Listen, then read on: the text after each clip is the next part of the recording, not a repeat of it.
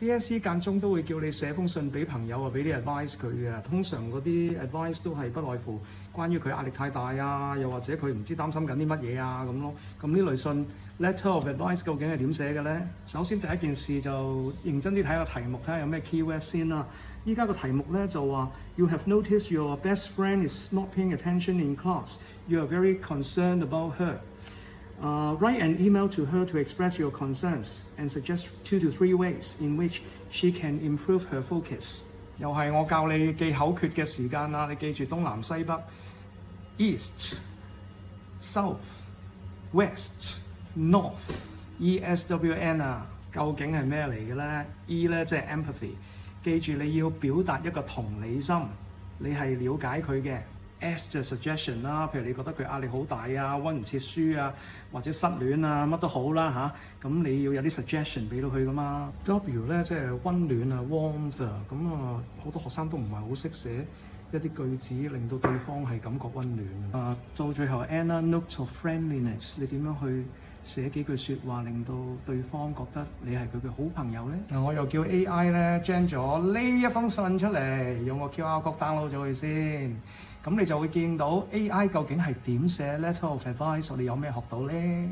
好，咁我哋首先收集下呢封信開始嘅時候有啲表示同理心 empathy E 啊嘅一啲句子咯，譬如話It seems like you have been having a hard time paying attention in class。咁我明白你嘅，我諒解你嘅。It seems like you have been having a hard time， 跟住咪係一個 present participle 嘅 phrase 咯。Paying attention in class。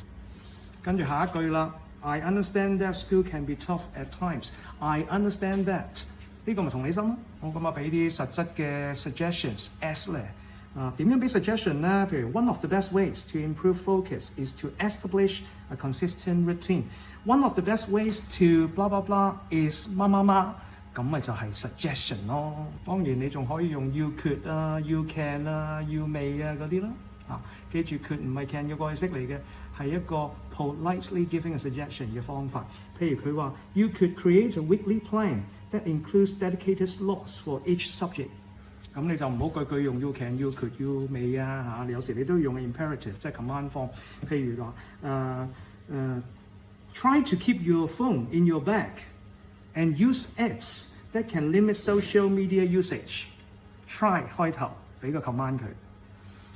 咁另外要記住 consider 呢個字啦譬如 consider investing in earbuds 戴翻個耳塞 or noise cancelling headphones to listen to soft music or ambient songs while you study。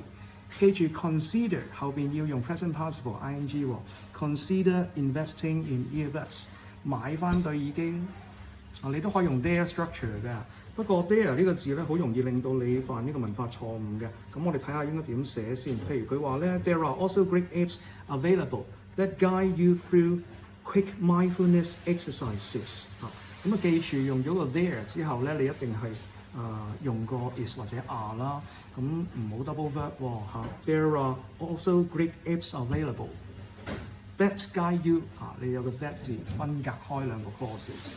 好咁點樣俾啲温暖你嘅朋友warmth W 你可以寫I'm here to support you as you work on this I'm here to support you。